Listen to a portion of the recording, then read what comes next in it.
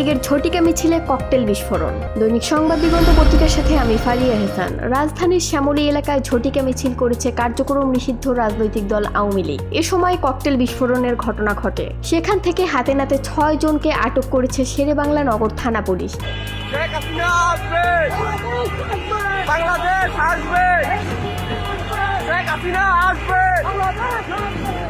আজ মঙ্গলবার 16 সেপ্টেম্বর সকাল 8টার দিকে কার্যক্রম নিষিদ্ধ আওয়ামী লীগের 70 থেকে 80 জনের একটি দল ঝটিকা মিছিল বের করেন। বিষয়টি নিশ্চিত করেছেন শেরেবাংলা নগর থানার ভারপ্রাপ্ত কর্মকর্তা মোহাম্মদ ইমাউল হক। তিনি বলেন, সকালে কয়েকজন লোক এক জায়গায় জড়ো হলে পুলিশ তাদের চার্জ করার সময় ককটেল বিস্ফোরণের ঘটনা ঘটে। তাদের মধ্য থেকে কয়েকজনকে ধরা হলে আরও কয়েকজন মোটরসাইকেল নিয়ে এসে জয় বাংলা স্লোগান দিতে থাকেন। এ সময় পুলিশ হাতে নাতে একটি মোটরসাইকেল ও একটি মোবাইল সহ 6 জনকে আটক করে। আটক ব্যক্তিদের যাচাই বাছাই শেষে আইনগত ব্যবস্থা গ্রহণ করা হবে। স্থানীয় সূত্রে জানা গেছে, সকাল 8টার দিকে শ্যামলীর শিশু মেলা থেকে আগারগাঁও চক্ষু হাসপাতাল পর্যন্ত একটি মিছিল বের করার চেষ্টা করে আওয়ামী লীগের নেতাকর্মীরা। এ সময় দুটি ককটেল বিস্ফোরণের ঘটনা ঘটে। পরে পুলিশের উপস্থিতিতে পালিয়ে যাওয়ার চেষ্টাকালে 6 জনকে হাতে নাতে ধরে ফেলে।